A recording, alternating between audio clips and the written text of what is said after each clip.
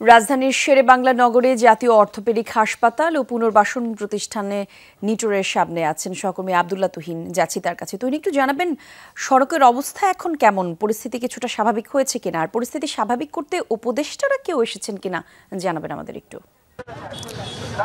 পুলিশে বেলা 1:30টার পর থেকেই সড়কের যান চলাচল মোটামুটি বলা যায় প্রায় বন্ধই হয়ে গেছে, অর্থাৎ এক পাশ দিয়ে যান চলাচল করলেও সেটিও বন্ধ করে দেওয়া হয়েছে। এখন আপনি দেখতে পাচ্ছেন যে তারা স্বাস্থ্য উপদেষ্টা যখন এসেছিলেন ওই সময় 2টি ওয়ার্ডে চিকিৎসা চলছিল, এই বিশেষ চিকিৎসা দেওয়া হচ্ছিল এই আহতদেরকে, জুলাই বিপ্লবের আহতদেরকে। কিন্তু উনি একটি মাত্র ওয়ার্ড ঘুরে যখন চলে যাচ্ছেন তখন অন্য ওয়ার্ডের যারা তারা একটু বিক্ষুব্ধ হয়েছেন, তাদের সাথে দেখা না করে কেন চলে যাচ্ছেন। শ্রীলঙ্কা আবারও রপ্তানিতে শীর্ষে,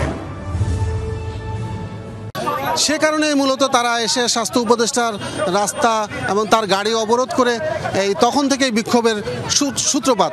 তবে আমরা যতটুকু খবর পেয়েছি, যদিও আনুষ্ঠানিকভাবে হসপিটাল কর্তৃপক্ষ এবং অন্য কেউই আনুষ্ঠানিকভাবে কোনো বক্তব্য দেয়নি, তবে যতটুকু জেনেছি যে তাদের চিকিৎসা ব্যবস্থা মোটামুটি ভালোই চলছিল।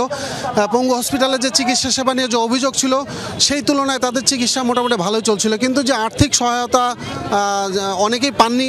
যারা নতুন ভর্তি হয়েছেন, বাইরে চিকিৎসা করছিলেন, তারা চিকিৎসা অবহেলার শিকার হয়েছিলেন, তারা নতুন করে এসেছেন, তারা যে পরিমাণ চিকিৎসা বা সহযোগিতা দরকার সেই সহযোগিতা তারা না পেয়ে, এমনকি আজকে স্বাস্থ্য উপদেষ্টা বেশ কিছুদিন পরে এসলেন, তাদের কাছ থেকে কার্যকরী আশ্বাস না পেয়ে তারা মূলত এই বিক্ষুব্ধ হয়েছেন। তারা বলছেন যে কোনো একজন এসে তাদেরকে চিকিৎসার আশ্বাস না দেওয়া পর্যন্ত তারা এই সড়ক থেকে সরবেন না। তবে আইনশৃঙ্খলা বাহিনী তাদেরকে বারবার চেষ্টা করছেন, বোঝানোর চেষ্টা করছেন, কিন্তু তারা বলছেন যে সরকারের পক্ষ থেকে কেউ একজন আশ্বাস না দেওয়া পর্যন্ত তারা রাস্তা ছাড়বেন না। কলি, ধন্যবাদ আপনাকে তুহিন।